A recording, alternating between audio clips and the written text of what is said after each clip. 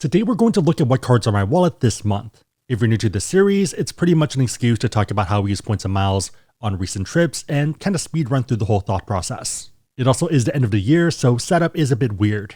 Less focused on multipliers and more on elite status and spend incentives. Big favor, give this a thumbs up to help with the algorithm. If you're new, consider subscribing. The first card of the bunch is the Amex Hilton Aspire. Main reason is spend incentives, and technically this is my second Aspire card. So for this one, we're about 4,200 away from the 30k free night certificate. These are some of the most powerful instruments for us and how we travel. So for example, I ended up paying $1,000 out of pocket for the Roku LXR a few months back. Also outside of this, there's a ton of occasions for hotels that we would normally pay for in the $500 to maybe $1,000 range. Even our worst case redemption of Conrad Hong Kong is still pretty decent. So we have stayed here in the past using FHR. Usually 300 something out of pocket, and with taxes and fees, about 413, and maybe even upwards to the 500.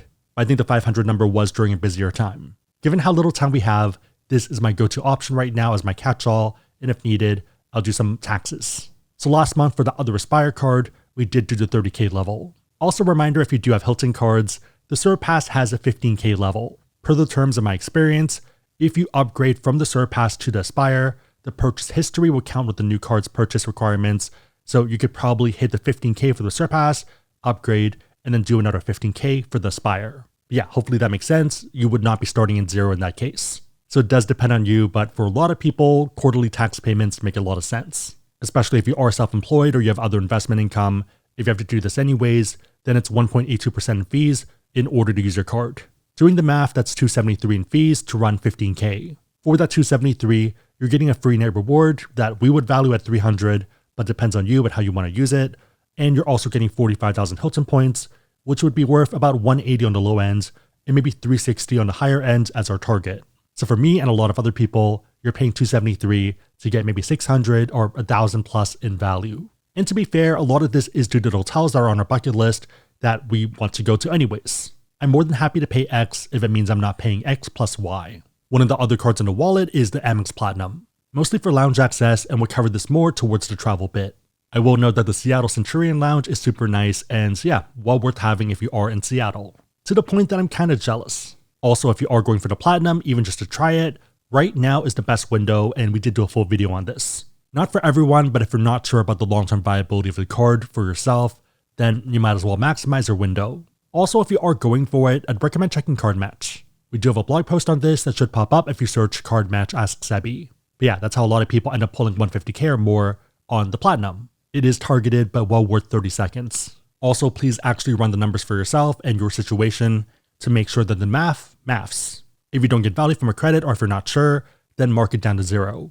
Calculator should pop up if you search Platinum Worth It Ask Sebi. On that note, if you want to learn about these cards or pretty much any other cards out there and you want to support the channel, we do have links on our website, asksebi.com, and also down below in the description box. Make sure the links are competitive, but otherwise it is a huge way to support the channel, so thank you in advance. Next one is a bit of a weird one, and it's the City Rewards Plus. So I don't really spend on this card, and there's one main draw. You're going to get 10% points back when you redeem up to the first 100k points redeemed per year. If you redeem 15k points, you get 1,500 back. If you redeem 100k points, 10,000 back. The cool thing is that transfers out to partners actually work for this. For example, I just did a transfer of 104k city points to Qantas for an upcoming redemption. I ended up getting 8,900 points back for this, and the reason for this is that I got 1,100 from our prior transfer. My understanding, and I could be completely wrong here, is that it's based off your thank you pool.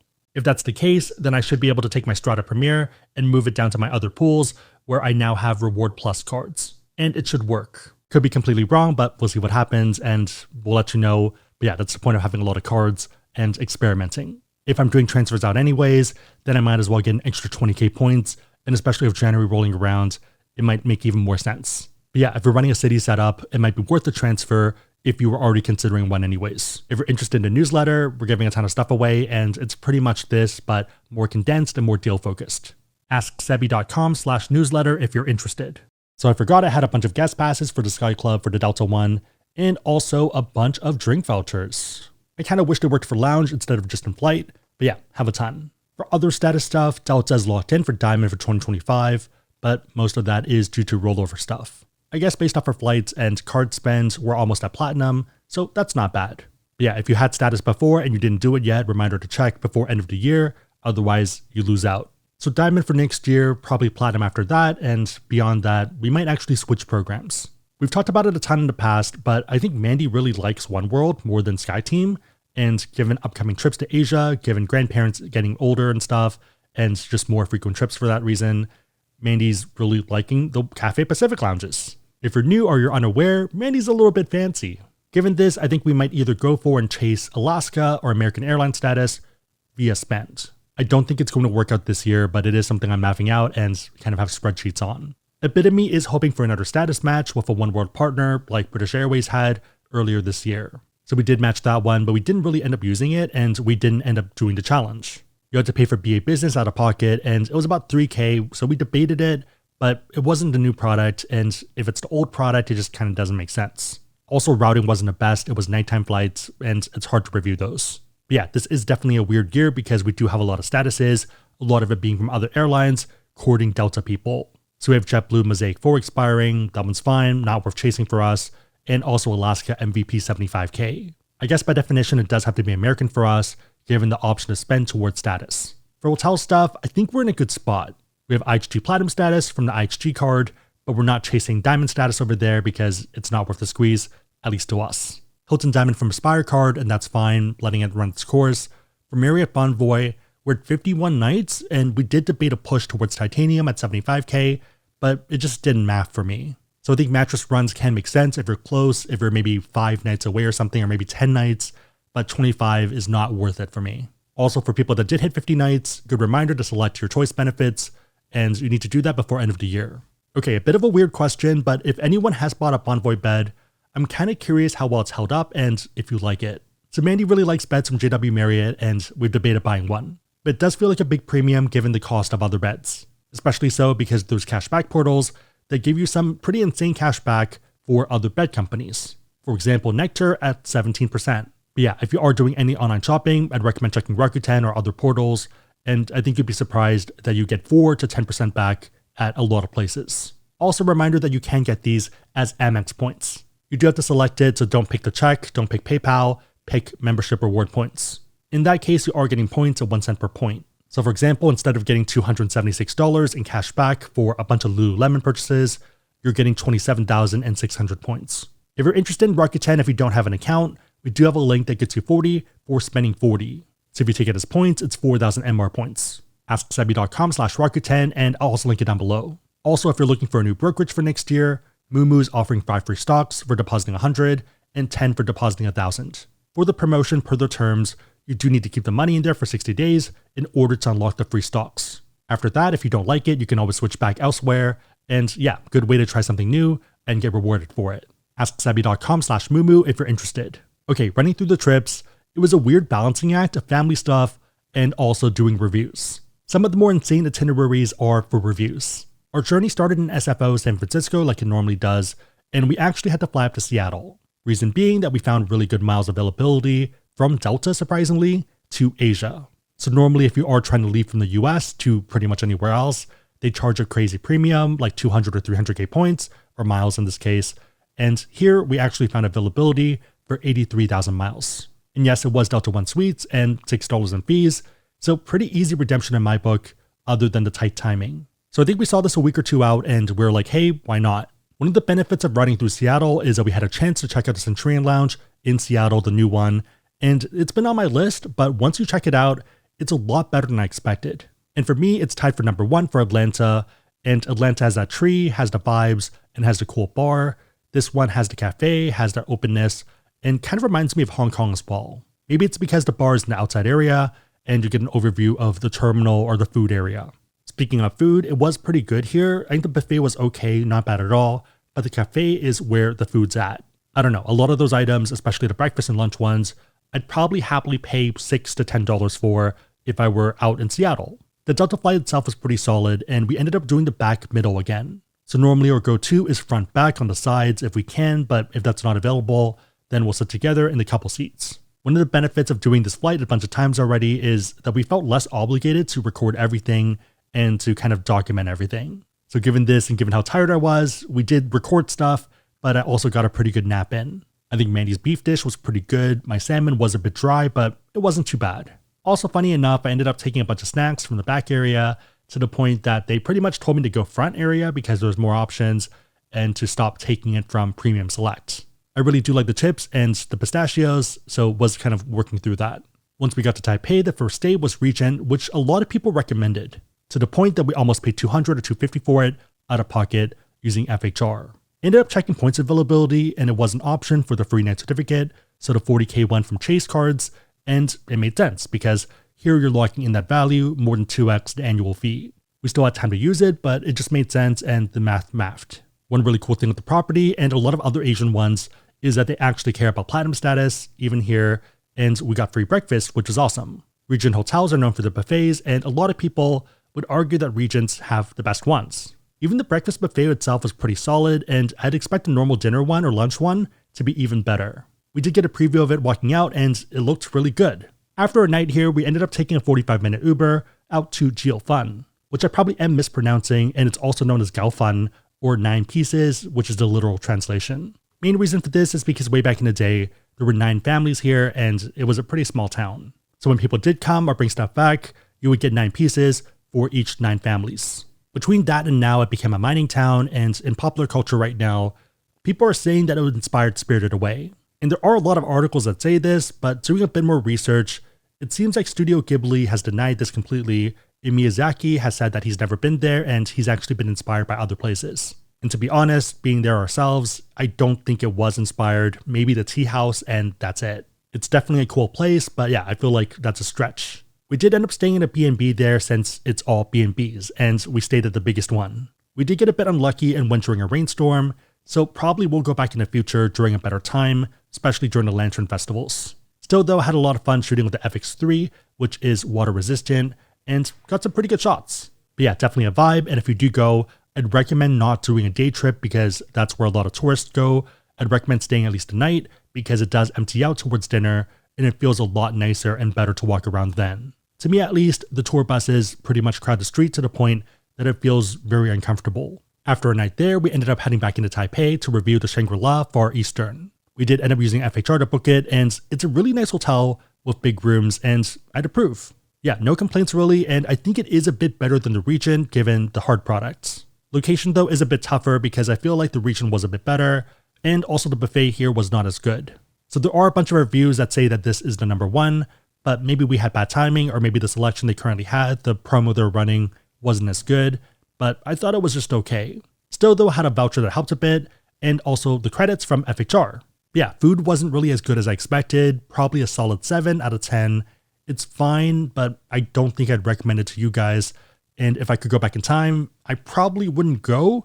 I'd probably go to Regent, which says a lot. After that, we ended up hopping on a Starlux flight, economy, to Hong Kong. This is probably the best economy flight I've ever been on, and it's pretty amazing. Maybe distance between the seats could be a bit better, but it almost feels like premium economy. It's a big screen, comfy seat, and really good hard products. Ended up booking it for 10.5k Alaska miles, and there are cheaper options like Cafe for 7.5k, but we did want to try Starlux. Out of pocket for last minute, it was more expensive for cash, so we did lock in value and it made sense. Once we got to Hong Kong, we ended up spending 2 nights at Langham, which is our go-to landing spot. Both nights were under FHR, the first one under Mandy, and the second one under me. The room isn't the biggest, but it's a pretty good location, and the credits are pretty viable and useful. Also did end up taking family to the 3 Michelin star restaurant there, which is solid but expensive. If you're curious, there's only 7 3 Michelin star restaurants in Hong Kong. You have French food, innovative, sushi, Italian, another French option, and 2 Cantonese ones.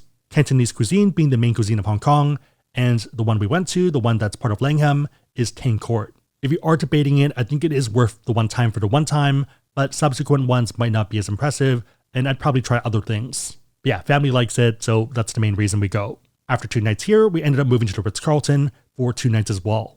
Main reason being that we wanted to apply a club upgrade certificate and also qualify for the 2-night rate. So normally you don't get club access of normal status, and I'd argue that this is the best Ritz-Carlton club in the world. So first off, 5 meals a day, and it's good food.